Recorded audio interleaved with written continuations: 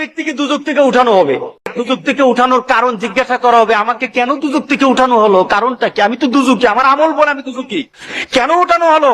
তখন সে বলবে যে আমাকে কি কোন নবী সুপারিশ করেছে? আমাকে দুজক থেকে উঠানোর জন্য নবীকে সুপারিশ করেছে? ফেরেশতারা বলবে না, নবী করে নাই।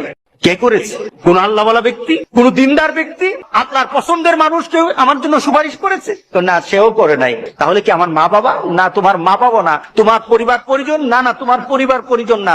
তোমার নিকুটের মানুষ? না না, তোমার নিকুটের মানুষ না। তোমার একটা বন্ধু ছিল, তুমি তাকে চিন্তা, তার একটা সম্পর্ক ছিল তোমার সাথে, কিন্তু সে যে চরিত্রের ছিল তুমি সে চরিত্রের ছিল না, কিন্তু সে তোমার মহব্বত করত, সে তোমাকে ভালোবাসতো, তোমার সাথে তার একটা চলাফেরা ছিল। সে জান্নাতে চলে গেছে আর তুমি দুজকে। সে জান্নাতে তোমাকে খুঁজতেছিল, আমার বন্ধু কোথায়, আমার বন্ধু কোথায়, সে খুঁজতেছিল তোমাকে। তখন আল্লাহকে বলেছে, আল্লাহ আমার বন্ধু কোথায়? তোর বন্ধু তো দুজকে, তোর বন্ধু তো দুজকে। তখন আল্লাহর কাছে বলবে, মাবুদ আমি তো বন্ধু ছাড়া থাকতে পারবো না, আল্লাহু আকবার, আমি আমার বন্ধু ছাড়া থাকতে পারবো না, আমার বন্ধুকে আমি চাই। আখিরাতে জান্নাতীরা আল্লাহর কাছে যা দাবি করবে তাই আল্লাহ দিয়ে দিবেন। সুবহানাল্লাহ। আল্লাহ বলবেন, এই আমার জান্নাতেরই খুশি কর, ওই যে দুজকে যে পড়ে আছে তারই উঠা, তার সামনে নিয়ে আয়, তার সামনে তাড়াতাড়ি নিয়ে আসবে।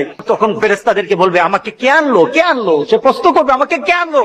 ওই যে তোমার একটা দুনিয়াতে বন্ধু ছিল, সে নামাজ পড়তো, সে দিনদারি ছিল, সে আল্লাহওয়ালা ছিল, তোমার জন্য ভালো চিন্তা করতো, কোনোদিন খারাপ চিন্তা করতো না, তোমার জন্য শুধু দুনিয়ার চিন্তা করতো না, আখিরাতের চিন্তা করতো। সে দুনিয়ার চিন্তা করে তোমাকে বন্ধু পেয়েছে, আখিরাতে তোমাকে বন্ধু পেয়ে সেখানে পাওয়ার জন্য কথা বলেছে। আল্লাহ সুবহানাহু ওয়া তাআলা তোমার বন্ধুর সুপারিশ আজকে তোমাকে দুজক থেকে জান্নাতি করে দিয়েছে।